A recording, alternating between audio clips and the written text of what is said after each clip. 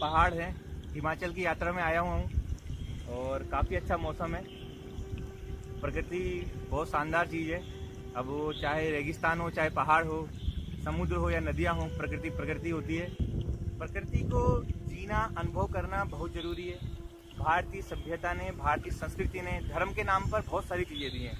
अभी आप पे निर्भर करता है कि आप उसको कैसे स्वीकारते हैं। किताबें पढ़कर या किसी से सुनकर आप उनको अपना सकते हैं, आप उनको मान सकते हैं, लेकिन अनुभव करना बहुत ज़रूरी है। क्योंकि जीवन को समझना बहुत जटिल कार्य है। सिर्फ किताबें पढ़कर या किसी से सुनकर उसको समझा नहीं जा सकता, तो उसको अनुभव करना बहुत ज़रूरी है। ऐसी ही एक घटना मैं आप लोगों के साथ डिस्कस करना चाहता हूँ। पिछले कुछ दिनों में उत्तराखंड में ट्रैकिंग करने गया था, तो काफ़ी बारिश और स्नोफॉल हो रहा था। तो रास्ते में हमारा पानी ख़त्म हो गया, काफ़ी थकान लग गई, रास्ता भटक गए थे। तो जाते जाते हमने देखा एक छोटी सी जगह में एक बाबा जी ध्यान लगा के बैठे थे। तो हमने कहा चलो बाबा जी हमारी कुछ मदद करेंगे, तो हम बाबा जी के पास गए। तो बाबा जी के पास गए तो बाबा जी तपस्या कर रहे थे। तो हमने सोचा बाबा जी को उठाते हैं, फिर ध्यान आया, पिक्चरों के उठा दिया, तो फिर वो पानी लेके शराब वराब पी लेते कि तपस्या भंग नहीं हो जाए। थोड़ा डर लगा, हमने कहा थोड़ा वेट करते हैं। तो वहाँ थोड़ा देर इंतजार करा, बाबा जी खुद उठ गए। जैसे वो उठे फिर हम बाबा जी के पास गए।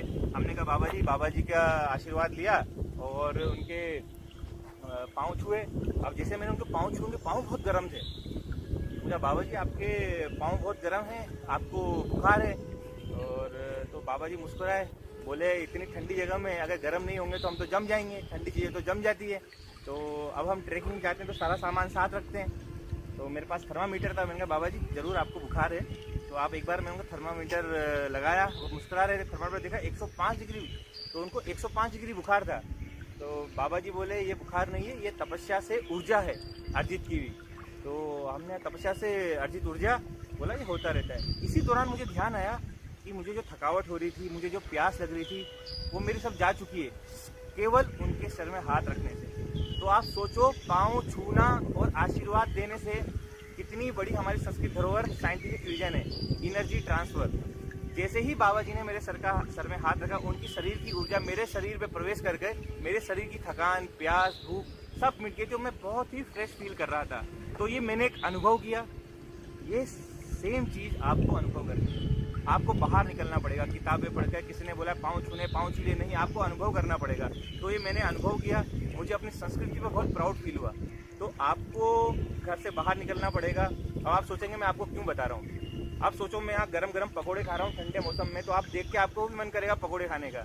सेम चीज़ मैं आपको इससे अपनी संस्कृति के बारे में बता रहा हूँ कि आपको कुछ समझ में और आप बाहर निकले। आप ये हमारी संस्कृति में बहुत साइंटिफिक रहस्य अभी उलझे हुए हैं, जिनको आपको सुलझाना है, आपको समझना है, आपको बाहर निकलना पड़ेगा।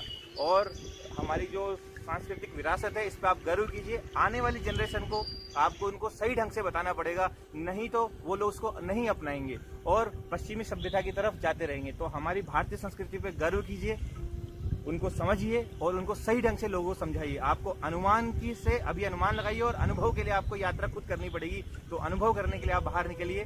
मैं भी थोड़ा घूमने जाता हूँ, बहुत अच्छा प्राकृतिक वातावरण है। अभी कुछ ही देर में स्नोफॉल होने वाला है, काफ़ी ठंडी जगह है, तो मुझे अभी जाना होगा। आप लोगों से फिर दोबारा मैं मिलूंगा, तब तक के लिए नमस्कार।